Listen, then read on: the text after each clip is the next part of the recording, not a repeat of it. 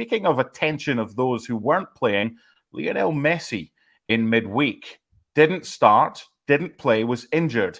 And as a result, Inter Miami losing, well, perhaps not as a result. That's maybe not giving Houston Dynamo the credit that they deserve. Houston winning by 2-1 the US Open Cup against Inter Miami minus Lionel Messi. What's the difference between Inter Miami with potentially the greatest of all time and without Luis Miguel? Well, MD, I like the fact that you added Taylor Swift and Kelsey storylines right here on ESPN FC Live. You're a man of many talents, my friend. It's very good, and I would love to just continue because everybody's talking about it. I love it. All right, let's talk about Inter Miami and Messi. I mean, clearly it's different whenever you have, as you mentioned, the greatest player that's ever lived on your team, and when you don't have him, the team is different. Not to mention, by the way, that Inter Miami is also suffering with the absences of Jordi Alba as well, who's out for a while as well. And he's been a really, really important asset for the Herons in South Florida.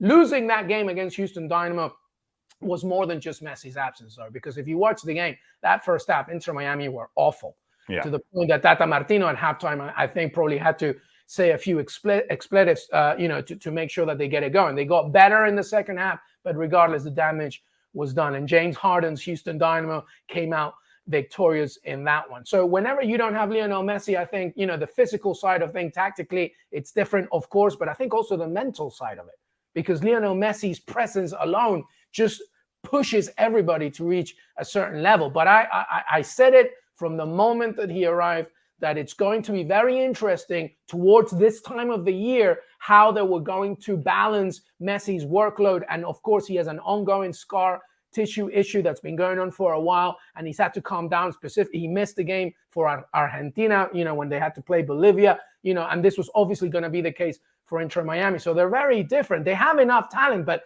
Leonardo Campana, the Ecuadorian striker, looks a little bit different when Messi's not there. Busquets can't do everything by himself in terms of creating opportunities because Messi likes to drop as well and play in that midfield. So they're very different. Now, the question is this, because they're playing NYCFC this weekend, Mark Donaldson, and it's a very important game in terms of, because, amazingly, right, they're still in the hunt for an MLS playoff spot. So, but NYCFC currently possess that last 9th spot in the East. So this is a very big game at DRV Pink Stadium.